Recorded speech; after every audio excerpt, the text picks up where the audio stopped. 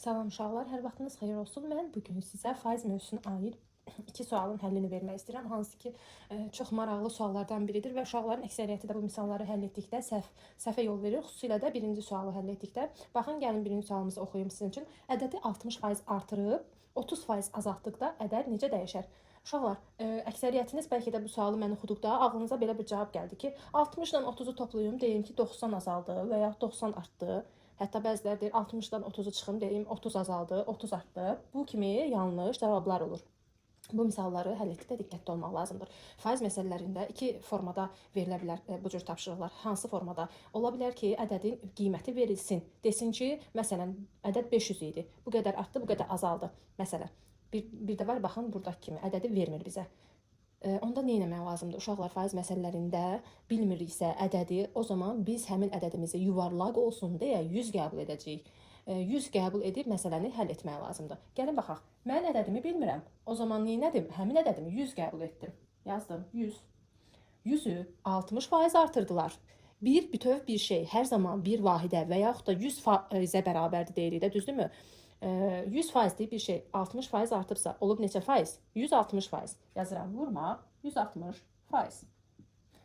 Yenə bütöv bir şey 100%'lik bir şey 30% azalıbsa onda neçə faiz qalıb? 100 idi, 30 çıxsa qalacaq neçə faiz? 70%. Yazıram, vurmaq 70%. Bərabərdir. 100'ü saxlayıram. Faizlərin hər birini adi kəsir çevirəcəm. 160 adi kəsirlə %160 deməkdir. 70 də adi kəsirlə %70 deməkdir. İndi buradan ixtisarımı aparsam, 100 ilə bu 100 getsə, bu sıfırla bu sıfır, bu sıfırla da bu getsə, qalır 16 vurmaq 7.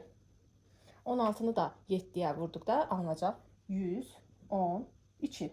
Uşaqlar, baxın, mənim ədədim 100 idi, oldu 112. 100-dən 112'yə neçə faiz dəyişmə var? O zaman 112'dən mən çıxacam 100'ü, qalacaq 12%. Bəs bu 12% artma deməkdir, yoxsa azalma deməkdir? Uşaqlar, əgər mənim sonda aldığım cavab ilkin qoyduğum bu 100'dən böyüdüsə, o zaman deyəcək ki, artıb.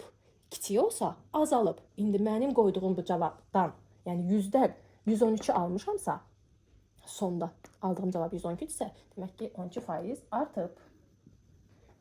Bu belə. Uşaqlar, sizə deyim ki, hətta siz bu sətri yazmayıb, bu hissəni yazmayıb, bu sətirdə bu hissəni yazmayıb, birbaşa buradan bunu da yazıb həll edə bilərsiniz. Mən ikinci misalda o şəkildə yazacağım. Düşünürəm ki, o daha qısa yoldur. İndi ikinci misalımda deyir ki, qiyməti 800 manat olan televizora əvvəl 20%, sonra 10% endirim edildi. Televizorun son qiyməti neçə oldu? Uşaqlar, artıq burada televizorun ilkin qiymətini bizə verib. Deyir 800 manatdır. Onda mən daha 100 qoya bilmərəm ha. Görürsünüz bu iki misal arasındakı fərqi? Birində 100'ü özümüzdən qoymağa məcbur olduq, ədəd verməyib.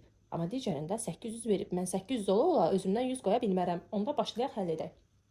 800 manatlıq bir şey 20% endirim edildi. Endirim nədir? Yəni azaldıldı qiyməti. Bütöv bir şey 100% idisə, biz ondan 20%'ini çıxsaq neçə faizi qalacaq? 80%. 80% də kəsirlə %80 deməkdir.